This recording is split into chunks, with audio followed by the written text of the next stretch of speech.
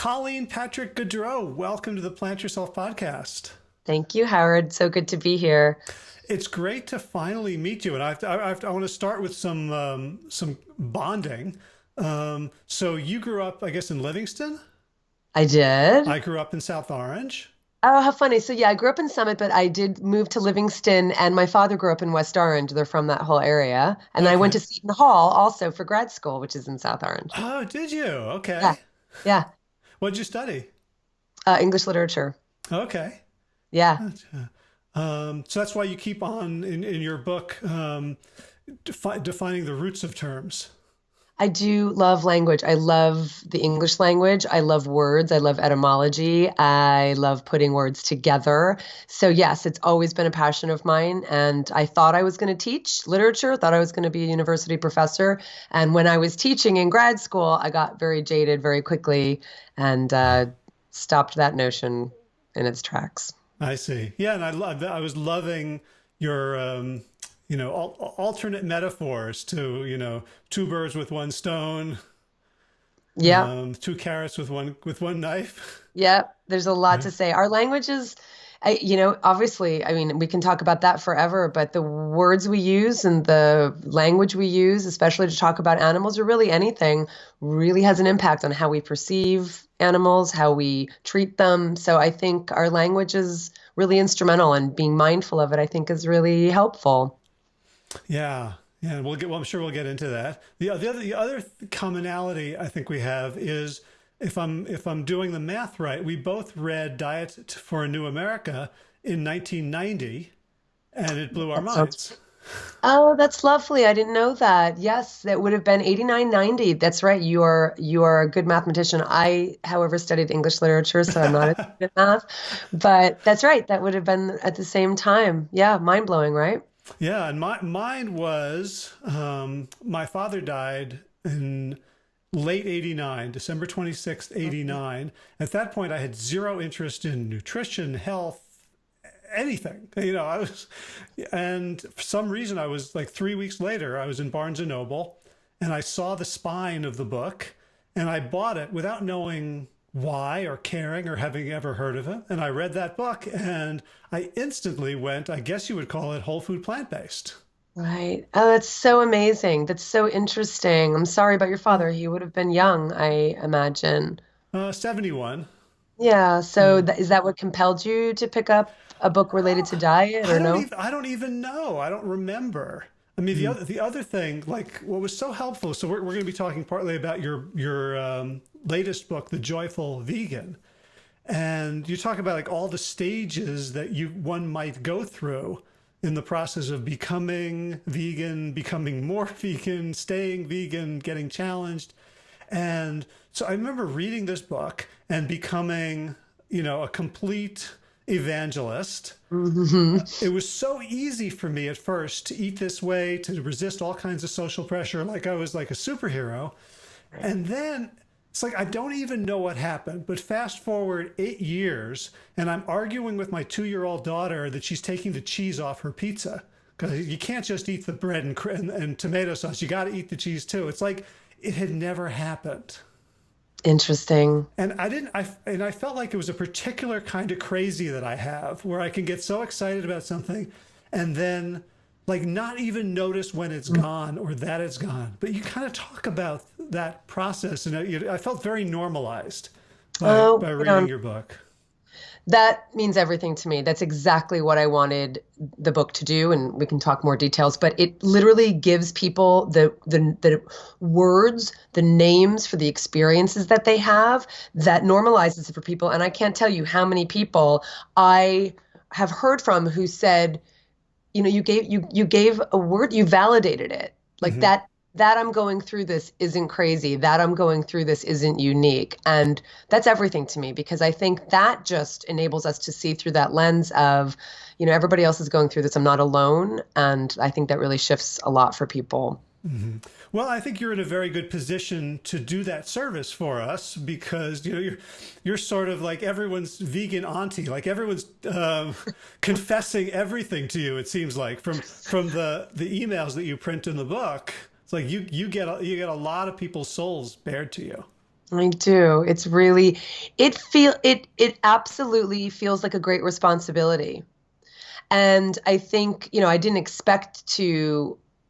Well, I mean, I shouldn't say I didn't expect to write this book because every time I would get emails from people, it would kind of make me question things and ask more questions and shape narratives around the experiences we were having, and then I would write podcast episodes. So it's been a very much a give and take between me and my audience. They didn't necessarily know it. It wasn't necessarily a direct, hey, Betsy wrote me this email and this episode is now based on Betsy, but it really helped shape the way I was thinking about helping other people, navigate this. So yeah, I feel like it is an honor and a great responsibility to be this conduit like you are, like I think we all are.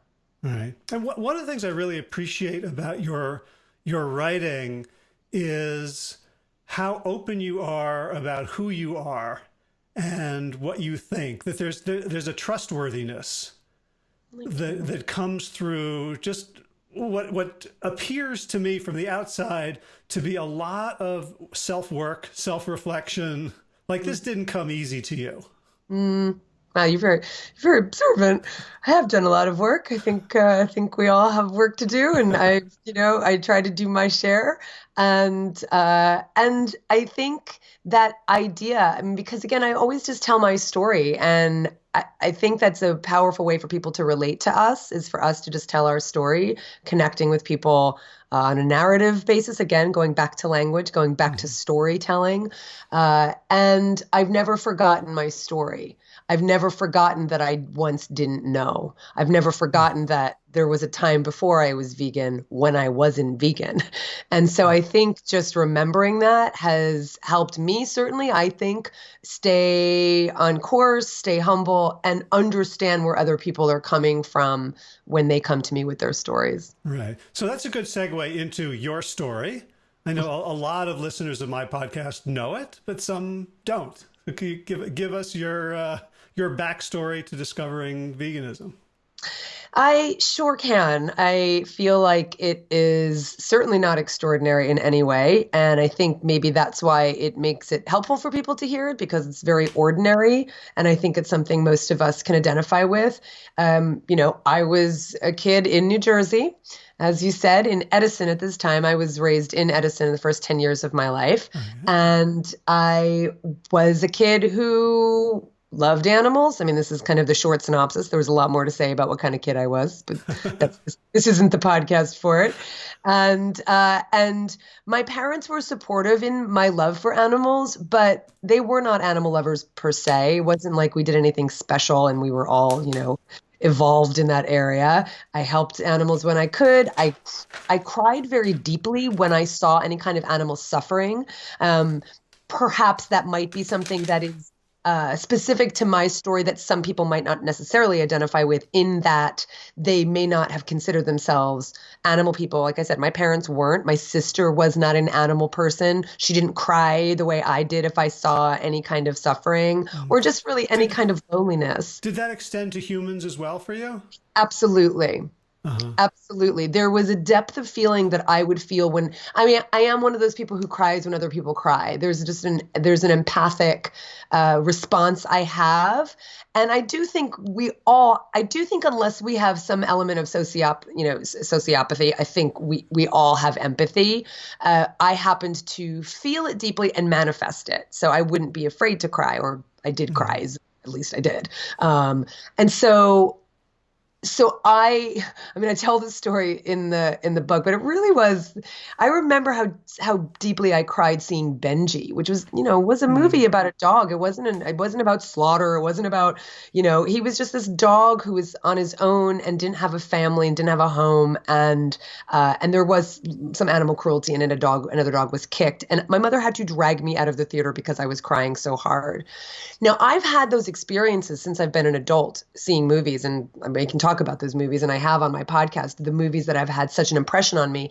And they are animal stories and they are people stories. And there's something specific about someone suffering whose voice isn't heard. Someone a child who's been abandoned, a child who's been left behind, a child or an animal who in some way is being abandoned or hurt, and they don't understand it, and you can't explain it to them because they're a child or they're an animal, and you can't talk to them. So there is a thread that runs there, and it has been part of my story. So, but again, I wasn't so extraordinary. I was the kid who, like everybody else, had animal images on their wallpaper, on their bedspreads, stuffed animals in their bed. Every parent, even today, uses animal books to teach their children how to read, games to teach them how to spell, games to teach them how to count, all of these ways that we use animals in our development and learning our most basic skills, including all of the morality tales that use animals to teach us, how to be a good person, how to be a social person, how to be kind, how to be patient, whatever. And so you get these messages that animals are an integral part of your life. And what I didn't know is that I was being fed animals. And I loved meat and I loved dairy. My father owned ice cream stores. We had candy, ice cream, everything you could imagine all the time. And I did love chicken nuggets and fish sticks. And I mean, we ate kind of typical New Jersey food from the, 70s and 80s. And it was, looking back, it was kind of gross. But then I was eating it. It was ground beef and, Right. Well, at least you didn't grow up on the shore. That would have been a level worse. It's true. Well, it's true. It is true. It's really funny. Yeah, but we did eat it. We ate the veal parmesan. We went to the kind of typical Italian restaurants in New Jersey where there's veal parmesan and chicken parmesan, and we had beef stew, all of it. There was very little that I didn't eat, but I also didn't know. And so it wasn't until I was 19 or 20 when I read Diet for a New America. And like you, I don't remember what made me pick up this book. To your point, I've always been someone who's interested in learning more and knowing more and being self-reflective and wanting to improve. And so that book compelled me I was compelled to read the book. I was also always very interested in wanting to eat healthier, and especially as I was getting older and more critically thinking about things. And so that's probably what it was, just a curiosity, and didn't expect to see the images that I saw, which were pretty tame by any standards, really, but just factory farming conditions that I had never seen before. And again, to your point, like he wrote about dairy and he wrote about eggs, but that didn't penetrate. I just stopped eating land animals because that was the first thing I had read and seen. And I thought, oh my God, I don't want to be part of this. So I stopped eating land animals. And then that went on for several years. I did start learning more about vegetarianism, about vivisection, about puppy mills, kind of all these other animal related, forms of exploitation and abuse. And it wasn't until several years later that I read the book that really woke me up, which was Slaughterhouse. And that book is an investigative endeavor into really kind of figuring out what the effects of working in a slaughterhouse are on the people who work there and on the animals who are obviously victims. And it was just life altering. I mean, it was mind altering. I was sobbing while I was reading this book. I was so struck, Howard, by this sadism that really takes place in slaughterhouses. It's not just that animals are killed, it's that we create a culture of violence. And it was that awareness that I'm contributing to people being desensitized, so desensitized that they do things to the animals that we don't want to speak of. And that was when I called my husband from LA, where I was reading this book, and said, I'm vegan. Like, I don't know what that means, but it means I don't want to contribute to this. I don't want to be part of this. And I got home, and that was the beginning of really the story, that led me to where I am. That was 20 years ago, and immediately wanted to evangelize and tell other people what I felt that they didn't know. And if they did, they would make changes. And I think that's what's kept me so hopeful, is because I found that people did want to make the changes. And I've just been trying to fill in all the gaps for people to help them do that. Right. It's almost like the experience that we go through is so transformational, and there's so much internal struggle. It's like I go to the gym, I lift a bunch of weights, and then I give them to you and say, here, you can lift them too now. Right. Exactly. And I think it's very natural. And I think even if it's something like, hey, I read this book or I saw this movie and I want you to see it too, we get excited about what we discover and we want to share it. we do it as children, right? We do it as, I mean, animals do it. They bring us gifts of things they want to share. Like we want to share with our tribe members the things that get us really excited and that make us happy. So I think it's a very natural reaction, even though where we get into some dangerous territory is when we then become insistent or attached to the idea that everybody else should have the same reaction we do. Right. And you go through like the 10 stages. And I think I don't want to kind of go through all of them. People should read the book. It's called The Joyful Vegan. It's out, it's available. But there's a few that have sort of been sticking points for me that, give me a free therapy session in the guise of a podcast. So one of the things you take on is like, what does it mean to really be vegan? And it's like the fight over the definition. So I'd love to start with your definition. My definition of what it means to be vegan is that it's the means to enable me to manifest my compassion. It's the way that I can most easily and most conveniently and kind of most directly manifest that desire to not be part of that culture of violence. That's what it is for me. It's not an end. It's not a goal. It's not the end in itself. It's the means to the end. And that end for me is unconditional compassion versus the conditional compassion I had when I loved dogs but was eating pigs. So for me, it enables me to manifest my deepest compassion in my behavior.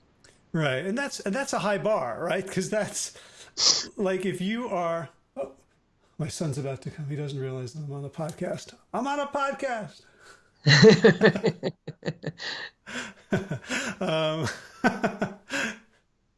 That was semi-compassionate.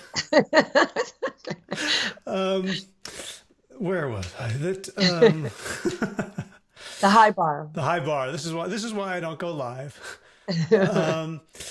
That when you just say, okay, I'm vegan, and you have a list of do's and don'ts and a bunch of rules and an identity, and we can, part of how I was preparing for this conversation was thinking like, we're in the middle right now of an impeachment hearing. We have an incredibly polarized world. We've got suffering on the borders. Like, it's not just, vegan, non-vegan divide. It's almost every aspect. But the minute I kind of give myself a label, join an identity group, and get reinforced for behaviors by that identity group, I'm in danger of losing the essence of what it was that I was trying to accomplish in the first place. And so, like, look at some of the definitions, the less functional, generative definitions of veganism that we can adopt that actually can block the compassion.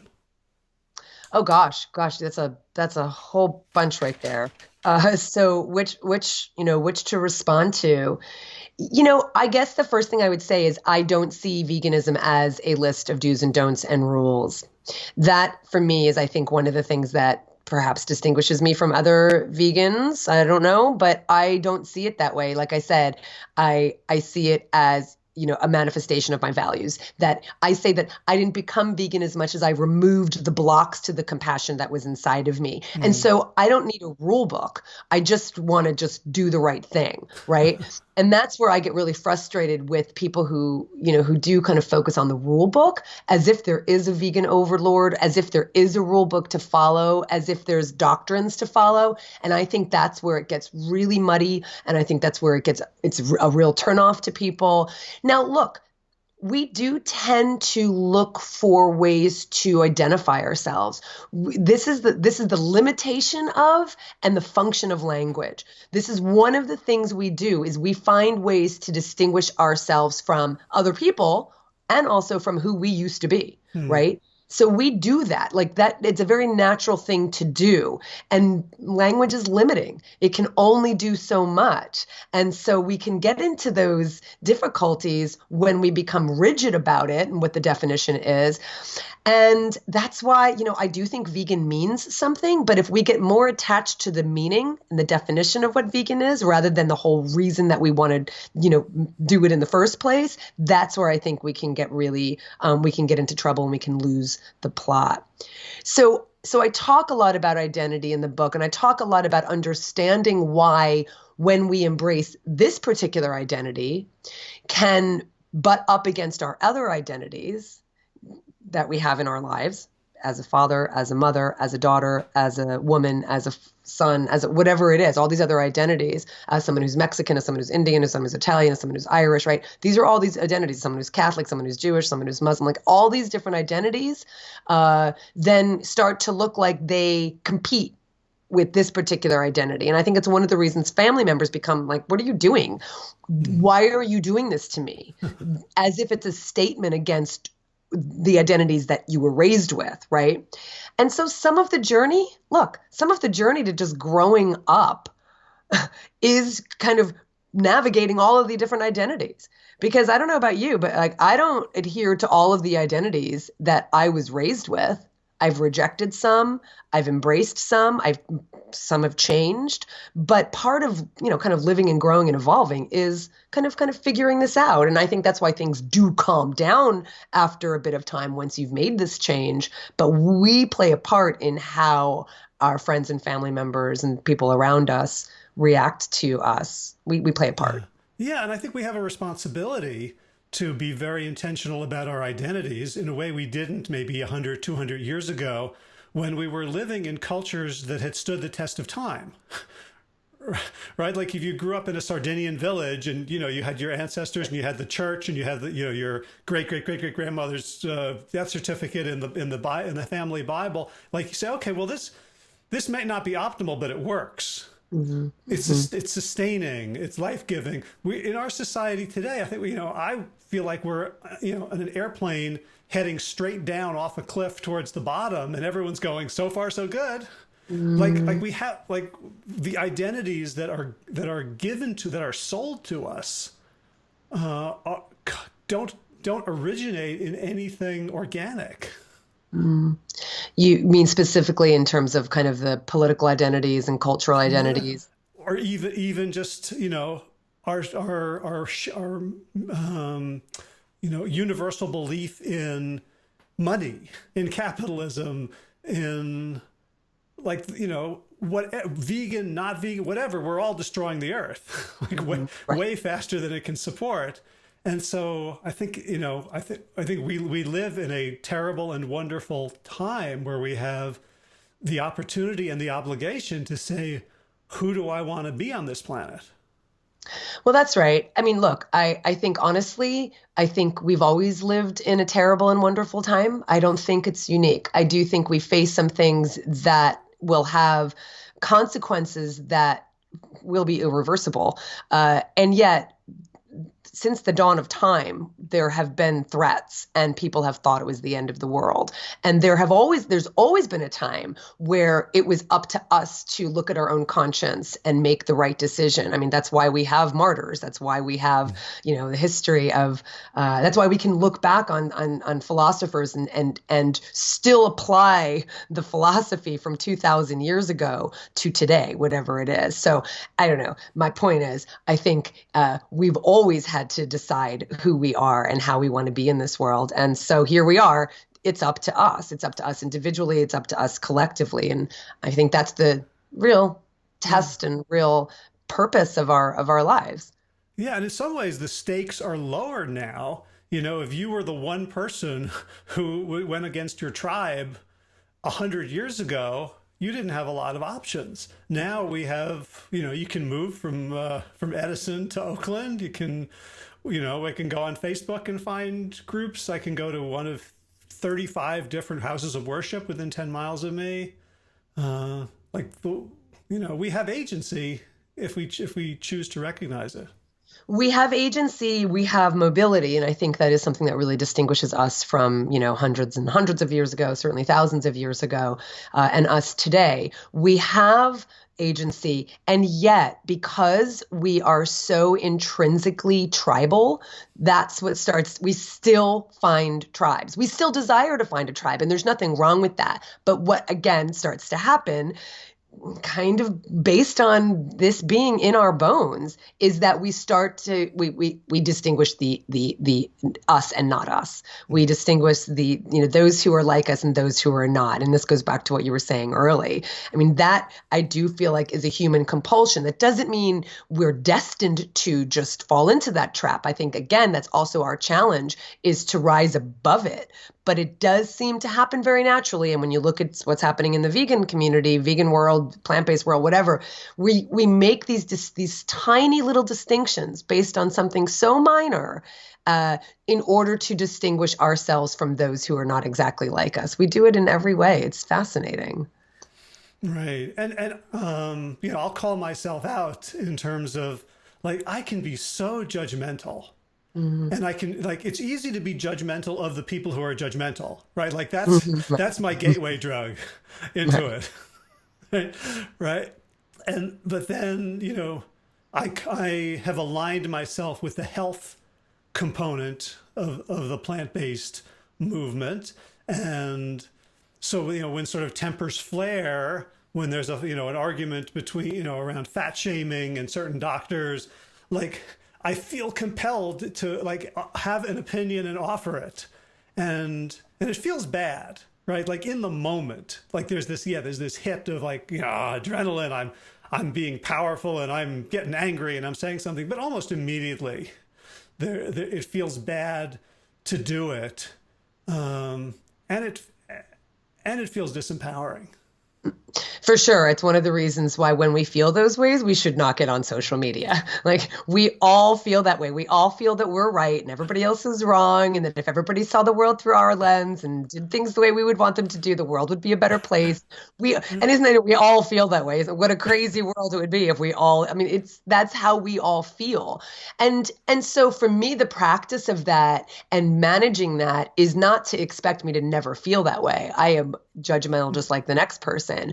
The question is, do I want to stay this way? And is there a way out of it? And what's on the other end of it? And for me, I think the work that I strive to do is to at least understand the other perspective, that it doesn't have to be mine, but that it's still a perspective that I don't share, that I don't hold, but that it doesn't mean that the other person who holds it is evil or bad or wrong. It's just different. And for me, that's the work that I try to do. And so I am a very opinionated person, and I share my thoughts and my ideas, obviously in so many different ways on the podcast, in my books, et cetera. As you said, I don't hold back. And yet when it comes to that kind of, like, when it comes to judgment, I reserve that for my journal, for myself, for my husband, for my close friends, so that I can work out with them how to get on the other side of it so that I don't dwell in that judgmentalism, because I think that is at the heart of the divisiveness that we're in today in so many ways. And again, not different than it used to be. This is not new. This is not unique. However, what is at the heart of it is just, I'm right and you're wrong. And I don't want to live there. Yeah. Yeah. And I have felt, not to deny any of my own responsibility or culpability, but when I am intransigent, I get a lot of kudos. For sure. Right? Like, I was on a political forum, and there was someone had posted an article, and it's basically left-wing liberal progressive politics, like, this presidential season, like, who should we support and what. And I was trying to make the case on this forum that, so I had gone down in my town of Pittsburgh. There's a Confederate statue. There was fights over, and there were protests and demonstrations. And I went to one of them, and there was a whole bunch of people in their pickup trucks holding Confederate flags. And all I could do in that moment, or all I did do in that moment, was, like, yell at them and try to make them feel stupid and shame them. Mm-hmm. And then on this forum, I was saying I'm ashamed of myself for giving into that. I certainly didn't make anything better. I made things worse. I didn't ask them about their own family or anything. And I started getting this barrage of pushback. Like, no, you have to shame them. They deserve it. They're a bunch of racists. Yeah. And we get this also in the vegan community. Whenever there is attempting to find common ground with others who may not be vegan or totally vegan, we say, well, let's move this forward. Let's improve the lives of farm animals, or let's move away from factory farming to humane, in quotes for those of you who are listening, slaughter. That there's this feeling that if it's not 100%, it's not worth doing. Yeah, I mean, I remember when Bush was president, and I remember after 9/11, I remember the rhetoric of you're either with us or you're against us. And I remember really resenting that because, of course, there are gray areas, and of course, there are conversations to have. And of course, I can care about the fact that I don't want, planes to be flown into buildings to kill my fellow Americans or my fellow, fellow humans, while also not feel like I want to go to war against, et cetera, et cetera. And it's that idea, which is, I find ironic because I do find that, that we can all be intolerant, regardless of whether we're on the left or right or vegan, not vegan, whatever. And that notion of you're either with us or against us just doesn't sit well with me, whether it's someone whose, political ideologies I don't agree with, or whether it's someone's political ideologies I do agree with, it still doesn't fly. And so I try to be consistent. And this is my own journey, right? And I struggle with it as well. My goal is to at least get away from it. I don't want to stay there. And I think it's really unpleasant. And yet that's what we all do. I think we think that if we give any legitimacy to an opposing viewpoint, that it delegitimizes ours. I think that's ultimately what it is, that if we say, yeah, maybe that's the right way, even though I don't want to do it and I don't really agree with it, that it's somehow giving enough credence to it that it delegitimizes your own. And I think that's the worst thing we can do, because we don't give space to, oh, that's your perspective and why?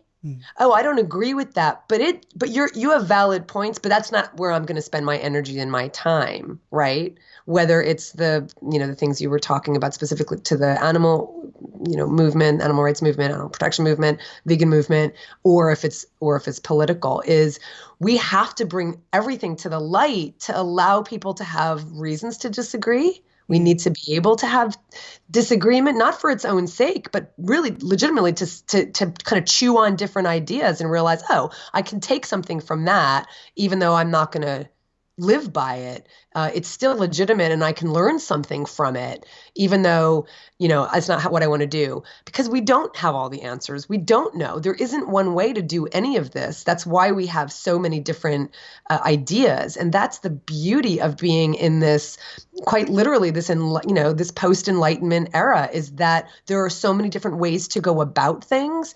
And in the world that we live in the culture that we live in, especially, to be able to try them and experiment and say, I don't know if this is going to work, but I'm going to do this anyway.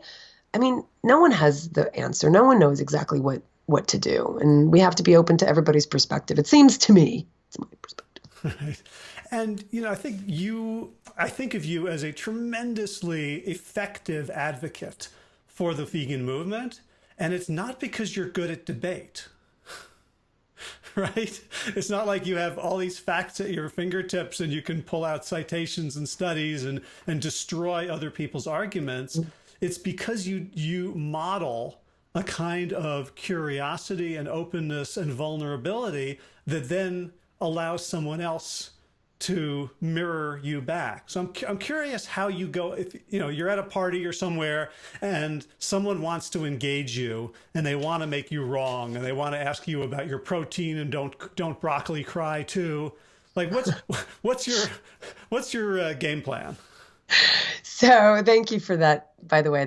Thank you for that. So I often say that our conversations with people begin long before we actually have a conversation. And so I do practice each day, going into the day, having a perspective that I have the intention of sharing my story and seeing compassion in everyone, such that when I then encounter someone, then I'm called to practice that, right? So then I got to do it. And so I do practice every day on trying to have the perspective that people are good people.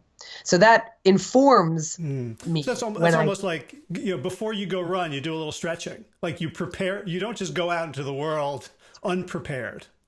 That's right. That's right. So that when you then, trip, you are pliable and flexible enough that you'll be able to withstand that. It's the same idea. It's also just because you don't know what you're going to encounter. You just don't know what's going to come your way. And so if I don't have a foundation of who I want to be and what my principles are, then when I encounter someone, I'm going to be all over the place. So I'm very clear about I try to be very clear about who I am in this world and what my purpose is. So that when I'm at a party and someone says, where'd you get your protein? I hear that and I could easily say, I'm so sick of answering that question, go away. I could also decide to engage them and try to be right, or I could just be me, which is I am going to speak my truth and I'm going to, my intention is to speak for the animals and to debunk the myths about veganism. And so I like humor a lot. I really like playfulness. I like people. And so when someone says that, it depends on the situation, but I really want to get to why I don't want it to be about me. I want to get into I want them to talk about them. So I will ask them questions. What makes you think that? Or, where do you get your protein? Or what do you think? Or, whatever it is. Or I might, kind of use my, the problems we have are not, the problems of deficiency. The problems we have are problems of excess. All of the problems we have to do with excess, not deficiency. Or I might say, really, have you ever heard anybody who had kwashiorkor? And they're like, what? I was like, kwashiorkor, it's the scientific term for protein deficiency. We don't have kwashiorkor in this country, but we do have heart disease and all these preventable diseases. So I'm having a conversation, but I'm also exploring what their thinking is, and I'm being playful. Sometimes you don't have to say anything at all. All you have to do is just kind of laugh and say, really? And they'll go, why have you heard that before? You probably heard that before. Yes, I've heard that before. What makes you think we don't get protein? Well, you tell me. Draw it out of them, make them accountable for things they say, and have a conversation. So that's just kind of how I go about it. I genuinely like people. I genuinely think people aren't coming from a bad place. I think they're coming from a place of certainly ignorance, and I don't mean that in a judgmental way, but I mean literally not having the information. But also, I think people just don't know what to say sometimes. So they kind of say the first thing that they have heard, Uh-huh. And then if you pressed them, people who say, like, what about the animals? We'd be overrun if, we stopped eating animals. They'll take over the world. And I might say, really? Like, really? Do you really think that? And then go, no, but still. So just kind of just being present with them and just having a conversation, I don't know, seems to work. And to your point, I appreciate that you perceive me as being an effective advocate. I mean, it's like, how do you measure it, right? Because I don't measure it by the number of people who have become vegan from my work, right? I don't quantify it that way. I do measure it by how I am and how I feel and what I model. And that, I think, is what I try to impress upon advocates is it's not about, I don't take the credit for people becoming vegan from my work, just like I don't take the blame for people not becoming vegan despite my work. I want to model compassion. I want to give people the tools they need, and the rest is not mine. And so my measure of effectiveness is not how vegan I am or how, if someone becomes vegan, it's how compassionate I am and how I can model compassion. Right. And that's such a beautiful perspective, across the board. When I've come to now teach people about how to be healthy, very, very often people are measuring their success by what happens in a year or 5 years, or I gained 5 pounds, or my A1Cs didn't go down, as opposed to was I myself in this moment? And this dance with our own best self and our authenticity, that if was I a good vegan today? Well, I had a little bit of too much Miyoko's cheese today, so I may have gained a pound, so I'm not as good an advocate. Opposed to did I eat the Miyoko's cheese in a cheerful, loving environment, or was I sort of like self-medicating because I was procrastinating a podcast episode? Like we have really tender and sensitive and right-facing GPSs within ourselves. I love that. That's beautiful. Absolutely. And it's the same measurement. It's, am I manifesting my values of ... What are your values? What are your ethics? What are your principles? Even if it's compassion and self-compassion, am I manifesting that value of self-compassion by, like you're saying, like, eating too much? What's happening that I'm eating too much? Is it because I'm not being mindful? Is it because I'm trying to cover something up? Is it because whatever it is, right? That doesn't mean you're bad at anything. It just means, are you truly manifesting this compassion that you say you want to have for yourself, or whatever it is, the health that you want to achieve? Is this in pursuit of that? That's the barometer, not am I a good vegan? Am I a bad vegan? Like I said, I don't aspire to be as vegan as I can be. I aspire to be as compassionate as I can be. That's the difference between how I perceive veganism and how others do. Right. And one phrase really stuck with me from the book, and I think it was part of your story about standing at the fence between was it the dove hunt and the farm sanctuary, and thinking like, and the phrase was something like, I saw these men as vessels into which I could pour my compassion. And I could just imagine being there, with literally at your back, the vegan world, and then just sort of standing and like, how hard would that be to fake or to be stoic about non-judgmentalism, and how easily would that leak if you weren't consciously working on compassion? That was such a pivotal moment for me in my own journey as a human being, not just as a vegan, just as a human being. Because even when you were, like, I purposefully didn't cross my arms. Like, I purposefully had a stance that was open. And I literally had a mantra that I just said all day long. And believe me, there was a lot of temptation to undo that and to say, you son of a, right? I mean, so many times throughout the day. And I I didn't want to be that. And so it's something that I think about so much still. And it's what I try to practice, like you said, whether it's someone who just thinks differently than I do, politically, whatever it is, but it's a conscious decision, and I didn't accomplish it that day. That was the height of my practice, or the most challenging, example of that practice. But I tried to practice it every day, and I fail most of the time. Right. So one thing I'm really curious about, you didn't name the book The Sustainable Vegan, the Resilient Vegan, the Persistent Vegan. You named it the Joyful Vegan. Why? I have always identified as a joyful vegan. I have always tried to convey that aspect of what I love about being vegan.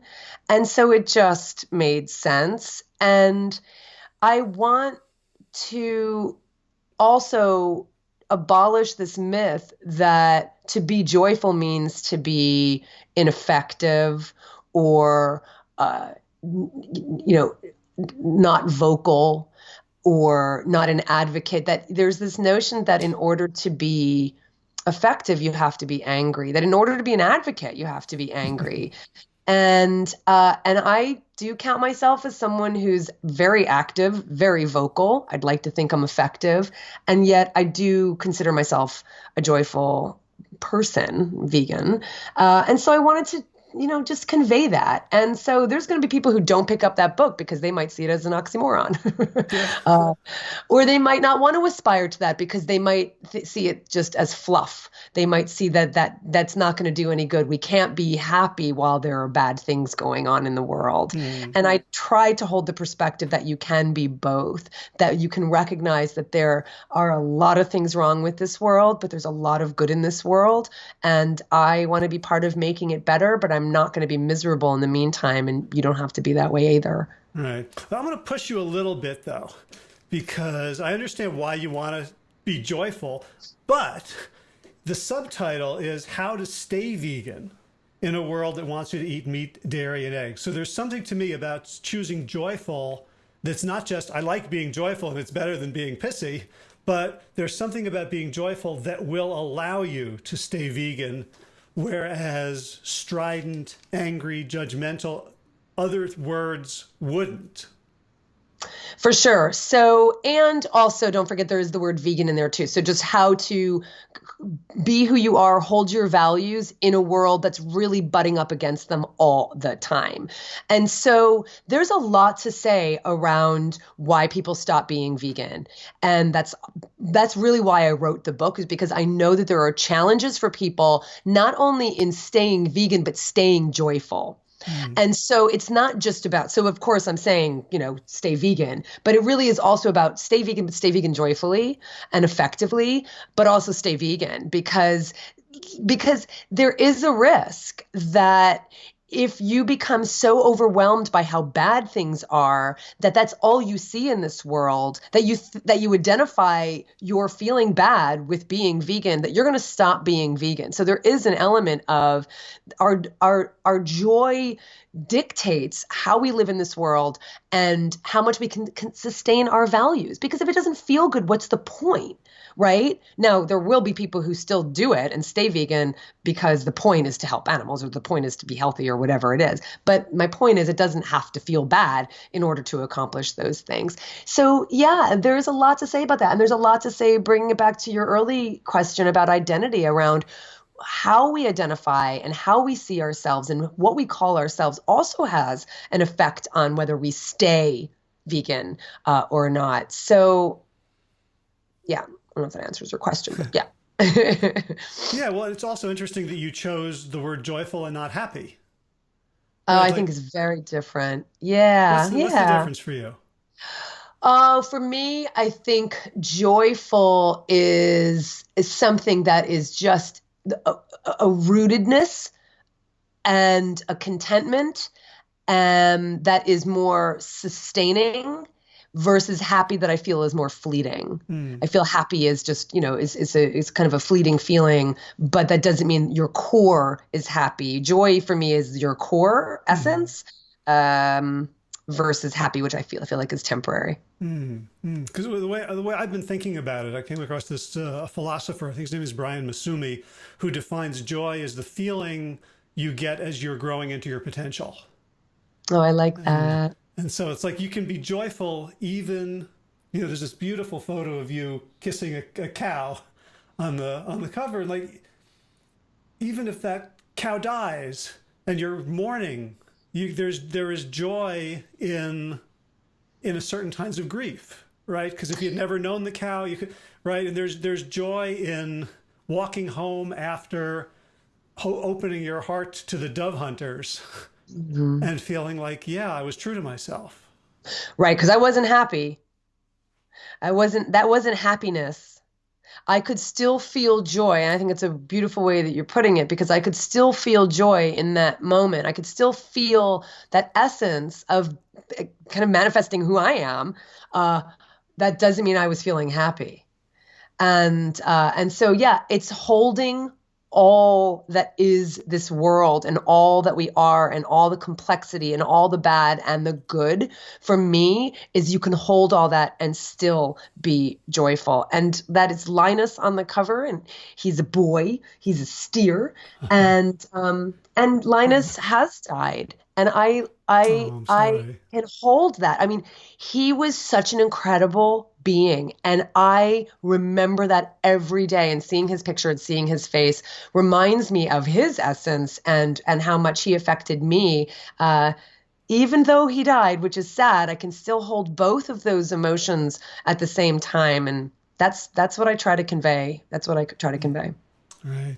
And you mentioned earlier, and you talk a lot in the book about the power of telling our story as opposed to lecturing.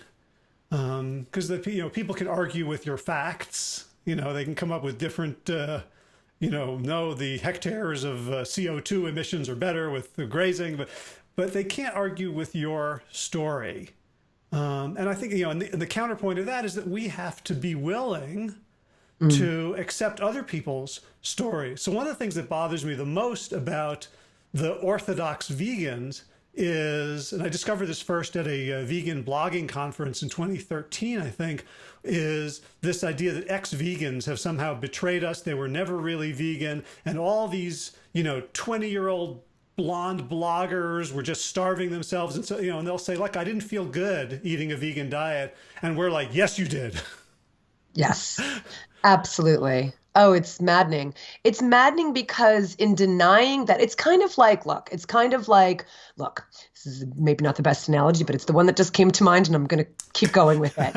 It's as if, a book that I recommend to everyone is Nazi Doctors. I mean, it's the idea that every single person who was involved in the Holocaust was a monster. And my feeling is that no, they were really human. And that if we deny their humanness, then we're denying that part of ourselves that has the potential to do really horrible things. That it's actually that we're human that enabled us to do that, not that we're monsters. And so if we deny that someone had a difficult time or actually was joyful, really enjoyed being vegan, and they stopped because they wanted to eat meat, dairy, and eggs, if we deny that that is actually the truth for some people, then we deny that part of ourselves that has the potential to stop being vegan. And I think that's part of what happens too, is that we want to brace ourselves against any possibility that we would have to face not manifesting these values, for whatever reason, because we wanted to, or because of health reasons, or whatever. And so everybody else's story isn't even our business. I mean, that's really the point in all of this, is that this is just my story. It's my journey. And so I'm going to tell you mine because I know that you're going to see yourself in my story. And from that, you'll do whatever is the right thing to do for you. And I know you will. And I trust that about people. And that's why I have never said in the 20 years I've been a vegan advocate, go vegan. I have never said, go vegan. Not subtly, not directly, not in maybe in a hashtag, right? But not in a way in terms of my advocacy, because I don't have to tell people what to do.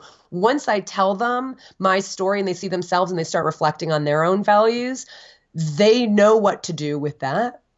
They know I don't have to tell them what to do. So yes, I think you're right. And we have to hold people's stories and not be afraid that it's going to threaten our own, not be afraid that it's going to delegitimize our own, and let people have their story. When we delegitimize them, I think we delegitimize a part of ourselves. Right. I think there's a lot of projection going on, right? Like if I'm in a really great relationship and someone tells me they're having a breakup, I don't need to, I don't have to go, no, stay together. Right. Right. Right. Like if I'm on the verge of breaking up, then I'd have that energy. Absolutely. That's a great analogy, for sure. For sure. And it's fear. I mean, I think it is fear. I think it's ultimately fear of the tenuousness of a decision. I mean, this is a decision. This isn't, I didn't get struck by some magic and now I'm this, and to not be that would be to defy it. It's a decision I make every single day. So I just would rather we worry about ourselves and not worry so much about everybody else. Yeah. I'm just leafing through the book looking for this part. Like there was one part of the book that made me cry.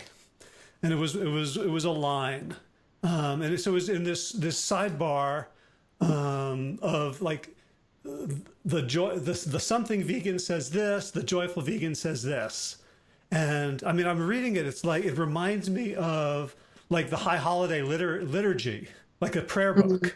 But the last one was and I'm blanking on the parallelism specifically, but the last one is one group sees evil, the other sees fear. Like the joyful vegan sees fear. And like that really got me in the gut. I was thinking about, the Confederate people that I was berating, thinking about every time I just want to destroy someone in an argument, every time I just want to take away the right to vote from certain people. It's like, yeah, everything that I see as evil is a manifestation of fear. And that is a faith-based, I can't prove it, right? It's got like, that's got to be like a prime postulate, something that comes before the philosophy. Right. And so, and absolutely. And so in me thinking differently, where's the benefit? Like you people, to your point about the people on the podcast you were on would say, that's not true. They're just horrible. They're selfish. They don't care. They want to destroy everything. And you can hold that view to what end? And if I hold the view that says they are afraid that they haven't been represented, they're afraid of everything they've ever believed being disintegrated, they're afraid that everything they've ever been taught has been wrong, they're afraid what's going to happen to me and to my family and to my belief system if I stopped doing this, right? And so still the answer is, well, to what end do I feel that way? Well, it certainly gives me a much kinder perspective. It doesn't mean I condone it. It just means that I see them through the lens of compassion, which enables me to say, I'm so sorry for that. That makes me so sad rather than they should be condemned. Because there are effects of both of those. I mean, to what end? Well, to what end is, literally the mob, which can destroy a lot. The mob is a dangerous thing. Right. And, and just practically, if I have to go to war with them, they've got all the guns. Well, that's true. Like, just Sun Tzu, like, no, don't do that. Right. For sure. Right. Like hunters versus vegans, let's use words.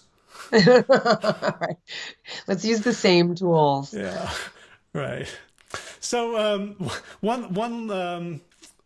last question, and then I want to get your contact info for folks who want to follow you and learn all about it. But this is a question I've just been having so much fun asking people lately, and it's apropos of nothing we've talked about. What's some music that you really love, that means a lot to you, that you think other people don't know about and should? Oh gosh. Oh, I'm one of these people who listens to the same piece of music over and over again, especially for different things I'm doing when I'm writing. So I think I closed it because I wanted to make sure we had a good connection. I love let's see, Max Richter is a musician I absolutely love. I do love, kind of just this melodic, no words, just this kind of rhythmic gets me into this space. And his work is incredible. Oh God, who am I listening? I've been listening to. Oh, I love the Dirty Three. Same thing. The Dirty Three is incredible, and you just get into this rhythm in your head, and you just lose your heads. Like you're just focused on whatever you're doing. At least that's what it does for me. And the Dirty Three is Warren Ellis, and he plays with Nick Cave, and Nick Cave is one of my favorite. You're the second Nick Cave person in 3 weeks. Really? Oh, he's the best. He's a master. He's amazing. He's just an artist in the true sense of the word. So yeah, Warren Ellis is he's his collaborator. All right. Well, incredible. Yay. Yeah, I just started listening to him. The first line he sang was, "I don't believe in a interventionist God." I'm like, oh my God, that's pop music? Yeah, he's a poet. Yeah. Awesome. He's a poet. Okay, but well, I know, darling, that you do, and that's one of my favorite songs. And it says, what do you say? I don't believe in angels, but looking at you, maybe I do. Yeah, it's incredible. Beautiful. So how can folks follow you, find you, and bring you into their lives? Thank you for asking. Going to joyfulvegan.com is probably the easiest. Right now, that's really the main site for the book. But if they want my main website, they can get to it from Joyful Vegan. And I'm Okay. only saying this in this long way because my last, my name, ColleenPatrickGoudreau.com is my main website, but you Uh-huh. can get to it from joyfulvegan.com. Great. So fewer chances for spelling errors there. Exactly. Uh-huh. Great. So what's on your to-do list for the next year? I'm in the middle of working on that. I'm actually creating my plan for the year. I've been working on it. I really want to keep getting Joyful Vegan out there. I am really excited. I have a TEDx talk this year. I've been aspiring to do that for a long time, and it will be on our words and expressions related to animals. So that's a big one. That's going to take a lot of time. Looking forward to speaking more and continuing the podcast. And I've got other books, but I really want to just kind of focus on the content of the Joyful Vegan and really just go deep with Mm-hmm. that. And then I've got many other things to do. Yeah, great. Well, the Joyful Vegan, I think, is an infinitely deep dive because it requires courage as well as skill, right? So it's cultivating something that we can't consistently have to renew. Can I quote you on that? Can I use that? That's just All perfect. yours. That's just perfect. I think absolutely. And we can learn, we can cultivate courage and we can learn the skills. And that's all I ask of people is be willing to cultivate the courage and be willing to cultivate the skills. Beautiful. Let's go out on that. So, Colleen Patrick Goudreau, thank you so much for everything you do for this wonderful book, The Joyful Vegan, and for taking the time to talk today. Thank you so much, Howard. Thank you for all you do. And thank you for having me on your show. It was a pleasure to talk to you. All right. Hope to meet someday in person. Me too. Okay. Take care. Bye.